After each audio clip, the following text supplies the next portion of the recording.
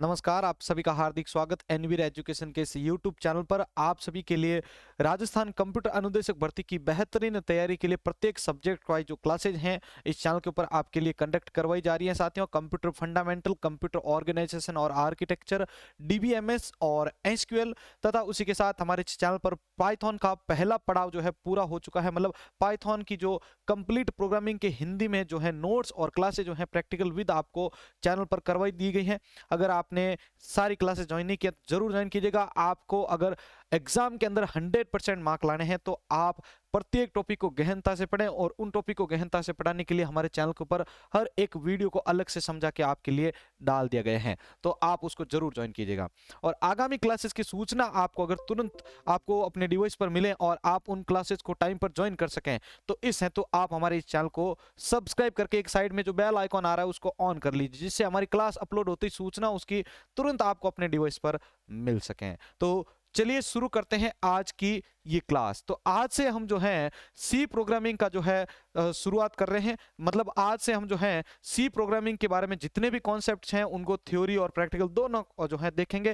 ध्यान रखिए कि मैं प्रत्येक टॉपिक को आपके लिए हैंड रिटन नोट्स की तरह आपके सामने रखूंगा, और जिससे आपको भी समझने में आसानी हो, और उसका साथ अगर आपको उसका प्रैक्टिकल मिलेगा तो आप उसको प्रैक्टिकल को भी समझ के अच्छी खासी तरीके से जो है आप प्रैक्टिस कर पाएंगे। चलिए शुरू करते हैं।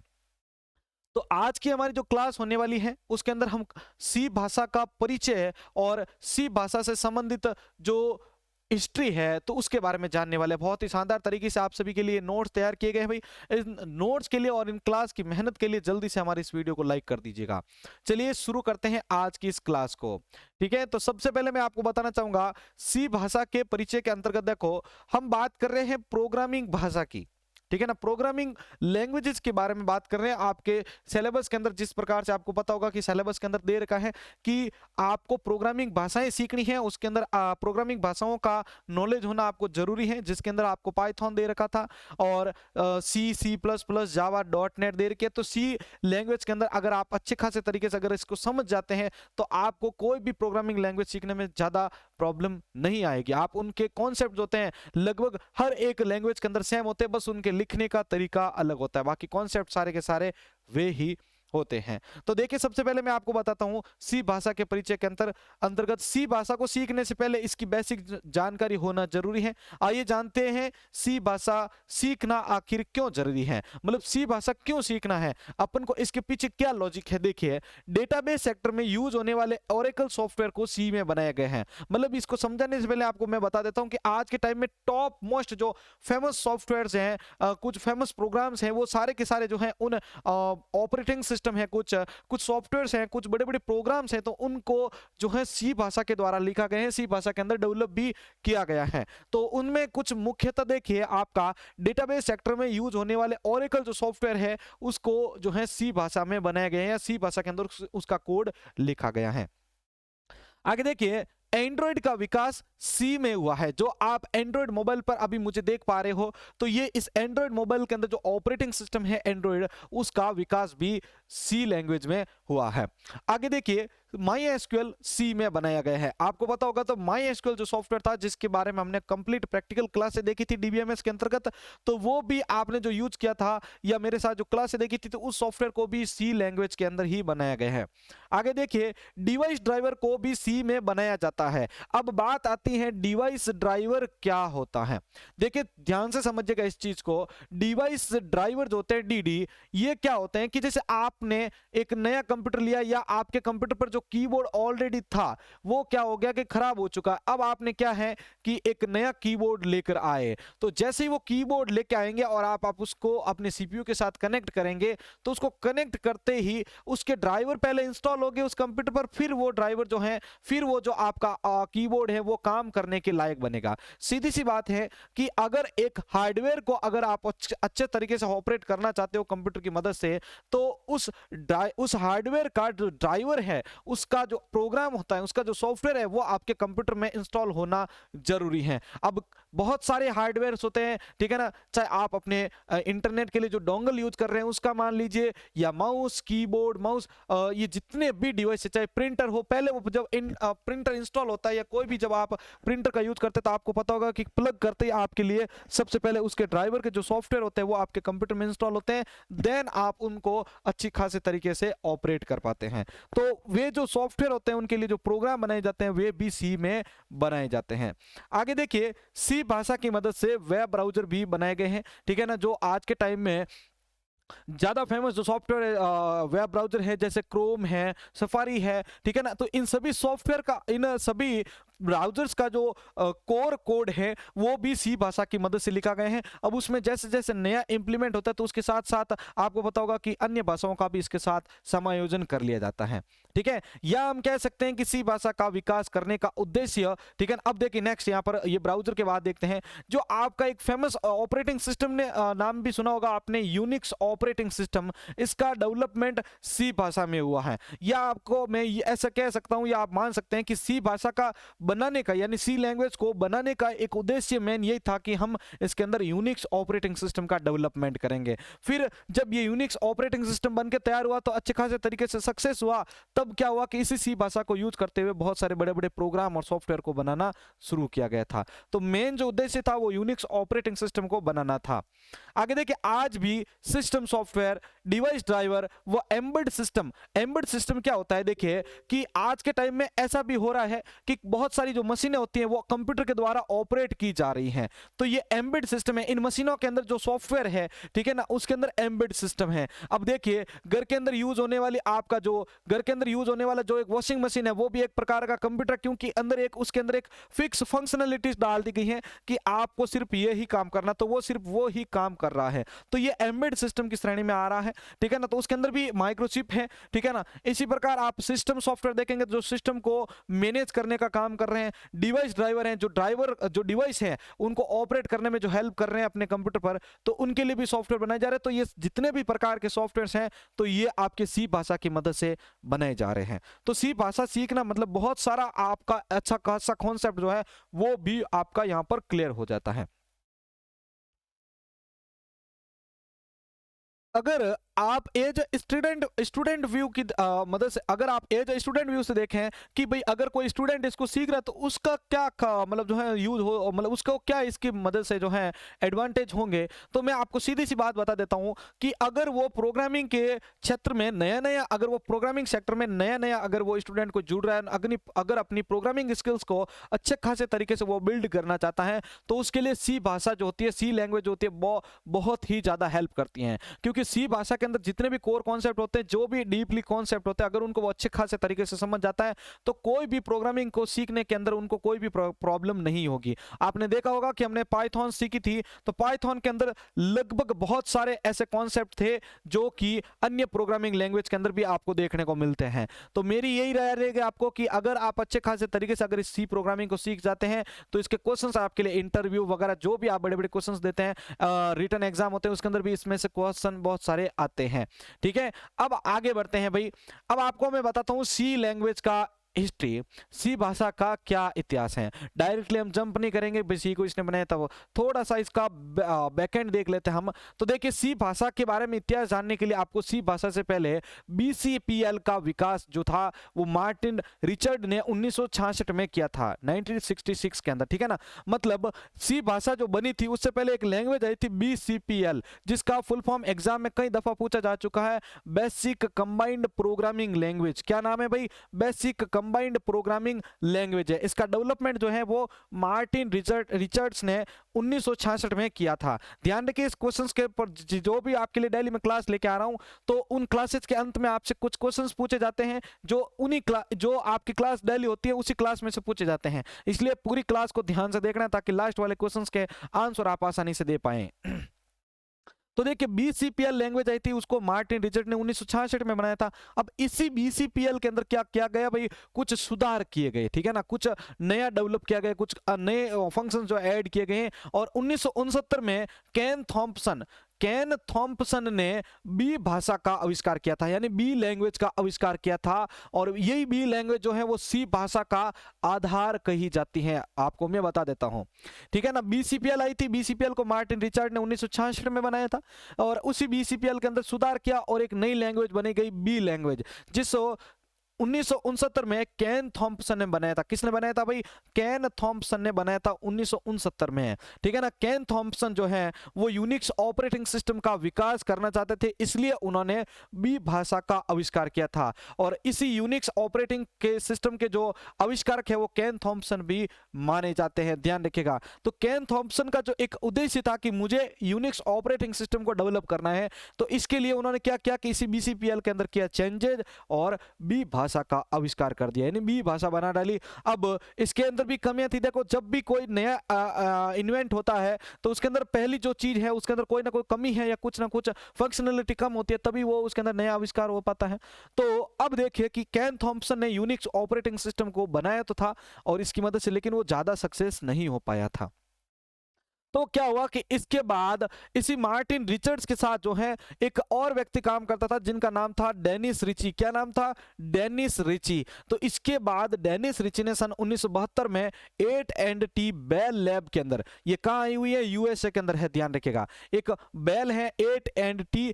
आज के टाइम में जो फेमस जो भी इन्वेंशन है, तो ज्यादातर उनका जो इन्वेंशन है वो सारा का सारा 8&T बेल लैब के अंदर ही आपको देखने को मिलता है। तो यूएसए की एक लैब है 8&T बेल लैब, उसके अंदर आपके सी भाषा का आविष्कार किया था। किसने? डेनिस रिचे ने। कब किया था? सन 1972 में, ठीक है। तो ये चीजें आपको इसके बारे में ध्यान रखनी है भाई। लेकिन अगर यहां पर आप देखेंगे तो देखो, बी भाषा में सुधार करके सी भाषा का आविष्कार किया गया था। इसी के साथ इसी यूनिक ऑपरेटिंग सिस्टम को एक नया जो है एक नया स्तंभ भी प्रदान किया गया था। मतलब इसी यूनिक्स ऑपरेटिंग सिस्टम को सी भाषा के अंदर अगेन मतलब अगेन कोड किया गया था और इसके अंदर और नई फंक्शनलिटीज को भी ऐड किया गया था। तो जो मेन चीजें आपको ये ध्यान रखनी है कि एक सबसे पहले लैंग्वेज थी BCPL, जिससे मार्टिन रिचर्ड्स ने सन 1966 में बनाया था।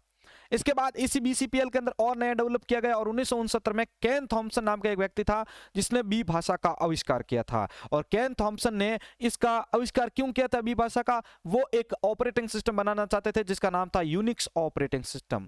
अब इसके बाद अगर आप देखेंगे तो डेनिस रिची ने 1972 में एक 8&T बेल लैब के अंदर क्या किया था? इसी बीसीपीएल के अंदर जो बी लैंग्वेज आई थी, इस बी लैंग्वेज के अंदर चेंजेस करके सी लैंग्वेज का आविष्कार किया था। तो सीधी सी बात है कि सी भाषा का आविष्कार या सी प्रोग्रामिंग लैंग्वेज का आविष्कार किसने किया था? डेनिस रिच ने सन 1972 में। ये चीजें आपको सी भाषा के इतिहास से संबंधित जो है होगी और ये चीजें आपको ध्यान रखनी होगी। चलिए अब आगे मैं आपको बताना चाहूंगा कि आप प्रोग्रामिंग लैंग्वेजेस को क्यों सीख रहे हैं। आप कोई प्रोग्रामिंग को अच्छे तरीके से स्किल्स करने के लिए, उसके बाद आप उसका यूज किसके लिए कर रहे हैं? गेमिंग एप्लीकेशन डेवलपमेंट करने के लिए, या मेन जो मैं ज्यादातर अगर आपको बताऊं तो सॉफ्टवेयर डेवलपमेंट के लिए, गेम डेवलपमेंट के लिए। तो बात ये आती है कि कंप्यूटर में जो आप ये आपने सी लैंग्वेज से जो सॉफ्टवेयर बना दिया है, तो इसको आप इंस्टॉल कैसे करते हैं? मतलब ये जो आपके प्रोग्राम, आप ऐसा नहीं कि डबल क्लिक किया इंस्टॉल हो गया, मैं वो चीज नहीं बता रहा हूं आपको। मैं ये चीज आपको बता रहा हूं कि आपने डबल क्लिक करके उसको इंस्टॉल किया तो उसके अंदर कौन कौन से स्टेप फॉलो होते हैं। तो मान लीजिए मेरे को कोई भी एक सॉफ्टवेयर है, जैसे photoshop.x नाम की कोई फाइल है, उसको कंप्यूटर में मैंने किसी से डाउनलोड करके या कहीं से लाके मैंने हार्ड डिस्क के अंदर पेस्ट कर दिया, वहां से कॉपी करके पेस्ट कर दिया।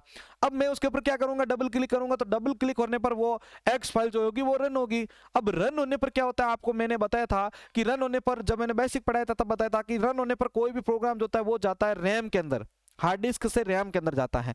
अच्छा, वो रैम में आ चुका है। अब रैम में ट्रांसफर होने के बाद क्या होगा कि रैम पहले उस प्रोग्राम के लिए मेमोरी एलोकेट करेगी। क्या करेगी? मेमोरी एलोकेट करेगी। उसके बाद जो है वो प्रोग्राम उस प्रोसेसर पे जाएगा। ये प्रोग्राम जो है वो प्रोसेसर पे जाएगा। मैं इस इमेज से आपको अच्छे खासे तरीके से बताऊंगा। यहाँ पर ये अपना एग्जीक्यूटेबल फाइल है, इसको जब मैं रन करूंगा तो ये जाएगी रैम में, ठीक है। यहाँ पर रैम में जाने के बाद इसको मेमोरी अलॉट की जाएगी रैम के थ्रू। अच्छा, अब आपकी बात, अब ये यहाँ से सीधा ट्रांसफर होगा प्रोसेसर में। लेकिन सबसे पहले ध्यान रखिएगा कि आपका प्रोसेसर अगर मान लीजिए 16 बिट है, तो इस प्रोग्राम के अंदर देखो जो कोड होते हैं, वो जो कोड है वो 0101 के अंदर है, या जो भी कोड है, तो इसके अंदर क्या होता है, अगर 16 बिट रजिस्टर आप यूज कर रहे हो तो उसके अंदर क्या होगा, 16 बिट प्रोसेसर यूज करो तो इसमें से फर्स्ट 16 जो बिट है, देखो 1 2 3 4 5 6 7 8 9 10 11 12 13 14 15 16, ये 16 जो कोड है वो जाएंगे। फिर वो जाएंगे यहाँ पर एमयू के अंदर, मेमोरी यूनिट के अंदर एक इंस्ट्रक्शन रजिस्टर होता है, आईआर होता है, उसके अंदर जाके ये स्टोर हो जाएगा। यहां से क्या होगा कि ये भेजेगा सीयू को, सीयू को बोलेगा कि मुझे ये काम करवाना है। चलो ये काम हो गया। उसके बाद ये काम अब इस सीयू ने तो भेज दिया, यहाँ पर ये एमयू ने सीयू के पास भेज दिया, सीयू ये काम करवाएगा किससे, एएलयू से, और उसके बाद वो टर्मिनेट स्टेट में चला जाएगा। उसके बाद वही प्रोसेस नेक्स्ट 16 बिट और आएंगे, उसको स्टोर करके यहाँ पर इसके अंदर भेजा जाएगा, फिर ये यहाँ से काम करवाएगा टर्मिनेट, फिर वापस ये, तो ये प्रोसेस तब तक चलेगा जब तक ये सारे कोड खत्म ना हो जाए या वो प्रोसेस कंप्लीट ना हो जाए। और ये एक सिंपल सा प्रोसेस होता है कि किस प्रकार एक प्रोग्राम जो होता है आपके कंप्यूटर के अंदर इंस्टॉल होता है। अब मैं आपको बताना चाहूंगा कि सी लैंग्वेज में सॉफ्टवेयर कैसे बनाया जाता है, ठीक है ना। अब आपको ये नहीं कि सी लैंग्वेज के अंदर आपने कोड लिख दिया और उस फाइल को कहीं लेके बोल गए, आपने बोल दिया कि सी ये मैंने सॉफ्टवेयर बना दिया ना। इसको समझिए कि सी भाषा में लिखा गया कोड सोर्स कोड कहलाता है। देखो ये बहुत ही इंपॉर्टेंट है, पॉइंट्स एक एक एग्जाम में पूछे जा चुके क्वेश्चन है, तो ध्यान रखिएगा। सी भाषा में लिखा गया कोड क्या कहलाता है, सोर्स कोड कहलाता है, तथा इस कोड को जिस फाइल में स्टोर किया जाता है या सी भाषा में कोड लिखकर सेव की गई जो फाइल होती है उसका एक्सटेंशन डॉट सी होता है। और ये चीज आपको ध्यान रखनी है, सी भाषा में बनी फाइल का एक्सटेंशन क्या होता है, डॉट सी, ये ध्यान रखना आपको।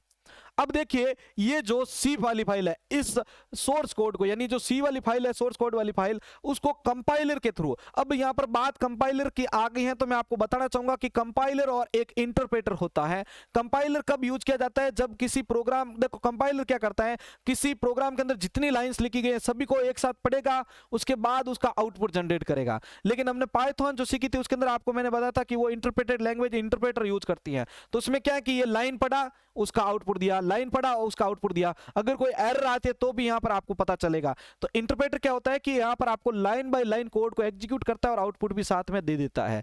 जबकि यहां पर अगर आप देखेंगे सी लैंग्वेज वाला, तो सी लैंग्वेज कंपाइलर यूज करता है, यानी इसके अंदर पहले पूरा प्रोग्राम लिखना पड़ेगा, उसके बाद वो एग्जीक्यूट होकर एरर या उसका आउटपुट आपको जनरेट करके देगा। तो अब देखिए ये सोर्स कोड जो था उसको कंपाइलर द्वारा ऑब्जेक्ट फाइल में बदला जाता है, जिसका ओबीजे होता है, डॉट ओबीजे फाइल के अंदर ये कन्वर्ट करता है। अभी इसी ऑब्जेक्ट फाइल को देखो, यहां से ये फाइल है आपकी सोर्स कोड वाली, इसको प्री प्रोसेसर होता है वो हेडर फाइल्स को ऐड करता है, इसके साथ आपने देखा होगा प्री प्रोसेसर यूज करेंगे आगे जाके हम, ठीक है। तो इसकी मदद से हेडर फाइल्स इसके साथ इंक्लूड की जाती है इस प्रोग्राम के साथ, और इससे एक जो मेन फाइल होती है वो तैयार की जाती है, और इस मेन फाइल को क्या करता है कंपाइलर, ऑब्जेक्ट फाइल में कन्वर्ट करता है। ऑब्जेक्ट फाइल में कन्वर्ट होने के बाद क्या होता है कि जो लिंकर होता है उस इस ऑब्जेक्ट फाइल के साथ इंपॉर्टेंट जो हेडर फाइल्स होती है, सॉरी इंपॉर्टेंट जो लाइब्रेरी फाइल्स होती है जिसका यूज होना है, उन लाइब्रेरी फाइल्स को इसके साथ लिंक करती हैं ऑब्जेक्ट फाइल से, और उससे एक नई फाइल जनरेट होती है, उसको हम डॉट एक्स या सॉफ्टवेयर के नाम से कहते हैं। डॉट एक्स का फुल फॉर्म होता है एग्जीक्यूटेबल फाइल। ये चीज आपको इसके बारे में ध्यान रखनी है। तो साथियों यहां पर आपको एक एक पॉइंट को बहुत गहनता से पढ़ना है ताकि आपको कोई प्रॉब्लम ना हो। तो अगेन मैं यहां पर आपको बता देता हूं, तो यहां पर आपको साथियों पूरा हिस्ट्री ध्यान रखना है स्टार्टिंग से लेकर एंडिंग तक, ठीक है ना। भाषा का परिचय है तो उसके अंदर आपको पता ही होगा कि बड़ा सॉफ्टवेयर अगर इसके अंदर बना है तो इसका मतलब है कि इसके अंदर बहुत सारा कुछ सीखने को मिलेगा, आपकी प्रोग्रामिंग स्किल भी अच्छी खासी डेवलप होगी। और इसका इतिहास के अंदर अगर आपको बताया जाए तो BCPL लैंग्वेज आई थी जिसको मार्टिन रिचर्ड ने 1966 में बनाया था, और इसी के अंदर और डेवलप किया गया तो बी लैंग्वेज का आविष्कार किया। इसको बनाने का पीछे का रीजन था कि वो यूनिक्स ऑपरेटिंग सिस्टम का डेवलपमेंट करना चाहते थे, और इसी यूनिक्स के लिए उन्होंने और ज्यादा मजबूती देने के लिए डेनिस रिची ने क्या किया कि इस बी लैंग्वेज के अंदर सुधार किया और 1972 में सी भाषा का आविष्कार किया था। तो साथियों ये सारी चीजें इसके अंदर हैं, और इसके बाद में मैंने आपको बताया एग्जीक्यूटेबल फाइल कैसे रन होती है, ठीक है। और यहां पर मैंने बताया कि सॉफ्टवेयर कैसे जनरेट होता है, जो आपकी फाइल होती है वो डॉट सी की एक्सटेंशन होती है सोर्स कोड, उसको पहले कंपाइलर के थ्रू ऑब्जेक्ट में कन्वर्ट किया जाएगा, फिर लिंकर क्या करता है लाइब्रेरी फाइल को इसके साथ जोड़कर डॉट एक्स फाइल क्रिएट करेगा। अब आपके सामने आज की इस क्लास के इंपॉर्टेंट क्वेश्चंस आ रहे हैं जिनका आंसर आपको कमेंट बॉक्स में देना है। पहला प्रश्न है सी भाषा का आधार कौन सी प्रोग्रामिंग भाषा कही जाती है। दूसरा प्रश्न है आपका BCPL का पूरा नाम बताना है आपको। ये सारे आंसर आपको एक पेज के ऊपर लिख के इमेज क्लिक करनी है और टेलीग्राम ग्रुप के अंदर भेजना है। उसके बाद है कि सी भाषा का आविष्कार किसने किया था। चौथा है सी भाषा में लिखा गया कोड क्या कहलाता है, और पांचवा है सी भाषा में बनी फाइल का एक्सटेंशन क्या होता है। तो साथियों ये आज हमारी बेसिक क्लास थी जिसके अंदर हमने इंट्रोडक्शन और हिस्ट्री देखा है। आगे आने वाले नेक्स्ट क्लास के अंदर हम सी भाषा के और नए कॉन्सेप्ट्स को समझेंगे। आज की क्लास आप सभी को कैसी लगी है जल्दी से सभी अपनी राय नीचे कमेंट बॉक्स में दे दीजिएगा, और इस वीडियो को ज्यादा से ज्यादा लोगों तक शेयर करना ना भूलें। इसी के साथ मैं संपत लीड आप सभी से अलविदा ले रहा हूं। जय हिंद, जय भारत।